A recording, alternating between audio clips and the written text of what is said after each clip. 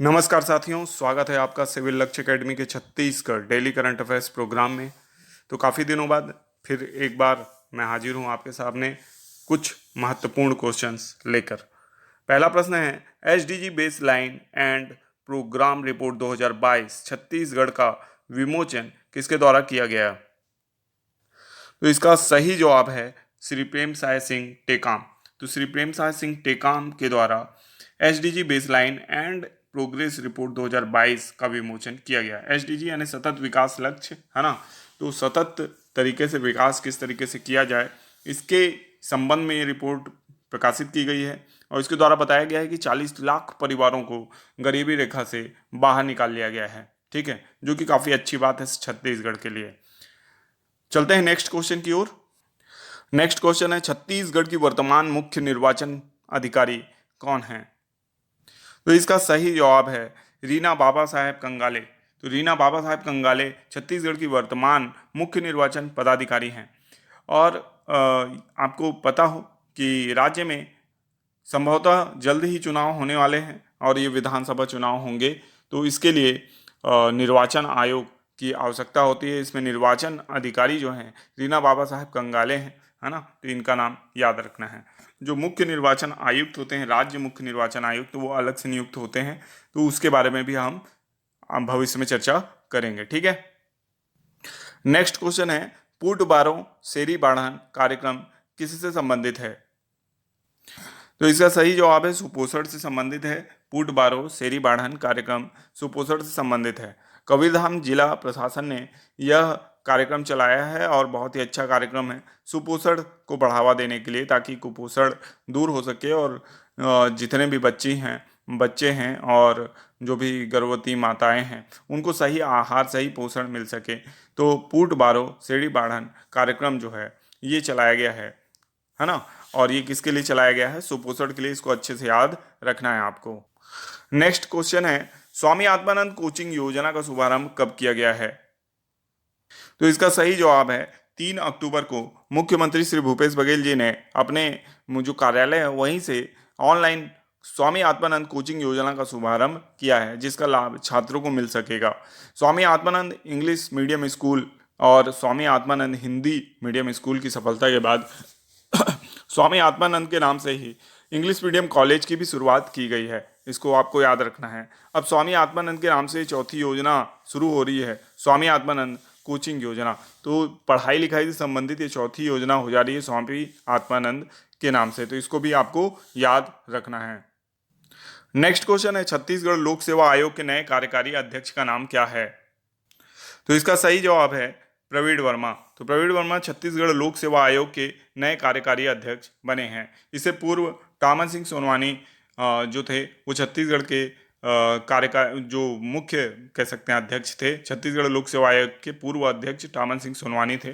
काफ़ी विवादों में रहे। 2021 पीएससी में इनके रिश्तेदारों का बहुत भारी मात्रा में चयन हुआ है। 2022 पीएससी के हम लोगों ने आंसर देखे हैं, जो मेंस के आंसर हैं, जिसमें भारी कह सकते हैं अनियमितता देखने को मिली है। एक तरीके से स्कैम का आरोप लगाना गलत नहीं होगा कि जिस तरीके से खाली पेज पे नंबर दिया गया और जो क्वेश्चन सेम दो लोगों ने लिखा है, अलग अलग नंबर, किसी ने गलत उत्तर लिखा है, वीर नारायण सिंह की हनुमान सिंह की जगह वीर नारायण सिंह के बारे में लिखा, उसको भी नंबर दिया गया। तो इस मामले पे ज़रूर कार्यवाही की जानी चाहिए। और अभी प्रवीण वर्मा नए कार्यकारी अध्यक्ष बनाए गए हैं। इसको भी आपको याद रखना है। नेक्स्ट क्वेश्चन है, नगरीय निकाय एवं पंचायती राज महासम्मेलन हाल ही में किस जिले में आयोजित किया गया? तो इसका सही जवाब है कांकेर जिले में। तो कांकेर जिले में नगरीय निकाय एवं पंचायती राज महासम्मेलन आयोजित किया गया।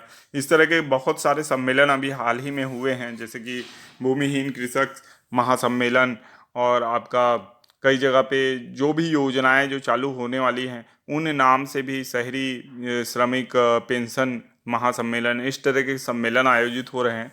और क्योंकि छत्तीसगढ़ लोक सेवा आयोग का भी फिलहाल का जो क्वेश्चन का ट्रेंड है वो ये भी पूछ लेते हैं कि मुख्यमंत्री इस डेट पे कहाँ गए थे।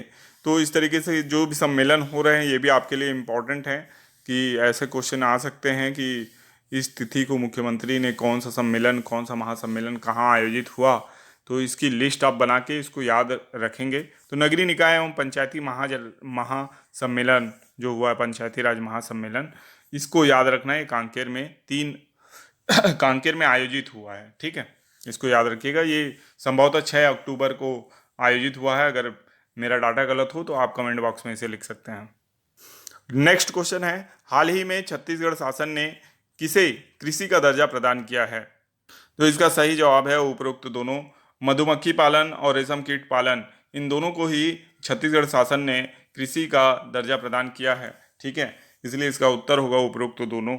और मधुमक्खी पालन और रेशम कीट पालन को पहले भी कृषि का दर्जा देने की बात कही जा रही थी, लेकिन अब जो है शासकीय आदेश प्रकाशित हो गया है और उसके माध्यम से मधुमक्खी पालन और रेशम कीट पालन को पूर्णतः कृषि का दर्जा दे दिया गया है। तो इस बात को आपको याद रखना है। नेक्स्ट क्वेश्चन है, छत्तीसगढ़ किस वनोपज को या वनोपज के लिए राज्य में बोर्ड गठित करने का निर्णय लिया गया है? तो इसका सही जवाब है तेंदुपत्ता, सॉरी, इसका सही जवाब है महुआ, ठीक है, तेंदुपत्ता नहीं है। इसका सही जवाब क्या है? महुआ, ठीक है। तो इसको करेक्ट कर लीजिएगा। इसका सही जवाब क्या है? महुआ है ना। और वनोपज में जो महुआ है इसके लिए बोर्ड गठित किया गया है। महुआ का आप जानते हैं बहुत सारा उपयोग है और औषधीय उपयोग भी है। इसके अलावा मिष्ठान बनाने में भी महुआ का उपयोग किया जाता है। तो इसको याद रखना है कि इसके लिए इस वनोपज के लिए अलग बोर्ड, महुआ बोर्ड की स्थापना करने का निर्णय लिया गया है। तो साथियों, कुछ दिनों से वीडियो आपको कंटिन्यू नहीं मिल पा रहा, उसका कारण यह है कि मेरा स्वास्थ्य कुछ ठीक नहीं था और उसके अलावा कुछ पर्सनल कार्य जो थे उसके कारण मैं वीडियो नहीं दे पा रहा था। लेकिन मेरी कोशिश रहती है कि जितने भी दिनों के वीडियो या क्वेश्चंस आपके छूट गए हैं उसको एक साथ कवर करके आपको जो सही क्वेश्चन है वो प्रोवाइड कर सकूं, ठीक है। और आपका पेशेंस बनाए रखने के लिए धन्यवाद। नेक्स्ट क्वेश्चन है, कोदो का समर्थन मूल्य बढ़ाकर कितना कर दिया गया है? तो इसका सही जवाब है 3200। कोदो का समर्थन मूल्य जो कि पहले 3000 हुआ करता था, अब बढ़ाकर उसे 3200 रुपये कर दिया गया है, ठीक है। तो ये काफ़ी अच्छी बात है। कोदो के जो भी कृषक हैं जो कोदो उत्पादित करते हैं उनको इसका लाभ मिलेगा और 3200 रुपये में आप खरीदी की जाएगी, ठीक है। नेक्स्ट क्वेश्चन है, कुटकी का समर्थन मूल्य बढ़ाकर कितना किया गया है? तो इसका सही जवाब है 3350। कुटकी का समर्थन मूल्य जो कि पहले 3100 हुआ करता था, उसका मूल्य 250 रुपये बढ़ाकर 3350 रुपये कर दिया गया है। तो काफ़ी खुशी की बात है किसानों के लिए कि कोदो और कुटकी दोनों का ही समर्थन मूल्य बढ़ गया है और बढ़कर कम से कम 200 से 250 की वृद्धि इसमें की गई है। तो इसके समर्थन मूल्य को पूछा जा सकता है एग्जाम में, जोड़ी मिलाने में भी आ सकता है, डायरेक्ट क्वेश्चन भी आ सकता है। तो इसको याद रखना है ना। नोट्स आपको जरूर बनाना है, जो भी क्वेश्चंस आप पढ़ते हैं, कोई भी वीडियो मेरा करंट अफेयर्स या दूसरे का आप अगर पढ़ते हैं तो उसका नोट्स जरूर बनाइए, लिखिए और लिखकर उसको रिवाइज भी जरूर कीजिए। नेक्स्ट क्वेश्चन है, नोबेल शांति पुरस्कार 2023 किसे प्रदान किया गया है? तो इसका सही जवाब है नरगिस मोहम्मदी, ठीक है, ईरानी पत्रकार हैं और काफ़ी समय से जेल में हैं, है ना। इनको नोबेल शांति पुरस्कार प्रदान किया गया है 2023 का। महिला अधिकारों के लिए बहुत मुखर रही हैं और बहुत सारी सज़ा इन्होंने सही है, यातना सही है। वर्तमान में भी बताया जाता है कि ये जेल में है ना। तो नरगिस मोहम्मदी को याद रखिएगा कि इनके प्रयासों के कारण इन्हें महिला अधिकारों के जो प्रयास इन्होंने किए हैं ईरान में रहते हुए, जो कि एक कह सकते हैं तानाशाही देश जैसा ही है, और वहाँ पे भी महिला अधिकारों के लिए लड़ना मामूली बात नहीं है और सरकार के खिलाफ, तानाशाही गवर्नमेंट के खिलाफ खड़े हो जाना एक कह सकते हैं मील का पत्थर वाली बात है। तो इन्हें नोबेल शांति पुरस्कार 2023 से सम्मानित किया गया है, नरगिस मोहम्मदी। इनका नाम जरूर याद रखिएगा, ये किसी भी एग्जाम में आपसे पूछा जा सकता है। नेक्स्ट क्वेश्चन है, साहित्य का नोबेल पुरस्कार 2023 किसे प्रदान किया गया है? तो इसका सही जवाब है जॉन फोसे को प्रदान किया गया है। तो जॉन फोसे को आपको याद रखना है कि जॉन फोसे को साहित्य का नोबेल पुरस्कार प्रदान किया गया है, ठीक है। अब आपको ये भी बताना है कि जॉन फोसे का संबंध किस देश से है और अगर इनकी रचनाएं अगर आपको याद हो तो कमेंट बॉक्स में जरूर लिखिएगा। साहित्य का नोबेल पुरस्कार विजेता जॉन फोसे हैं। अब आप लोगों के लिए होमवर्क प्रश्न है, रूपपुर परमाणु ऊर्जा संयंत्र किस देश में स्थित है?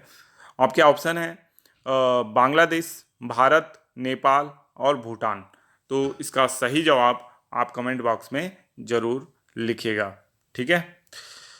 तो वीडियो काफ़ी लंबा हो गया है, इसलिए रिवीजन प्रश्न अगर आपको देखने हैं तो पिछले वीडियो को आप विजिट कर सकते हैं। मिलेंगे नेक्स्ट वीडियो में, तब तक के लिए आपका दिन शुभ हो। धन्यवाद।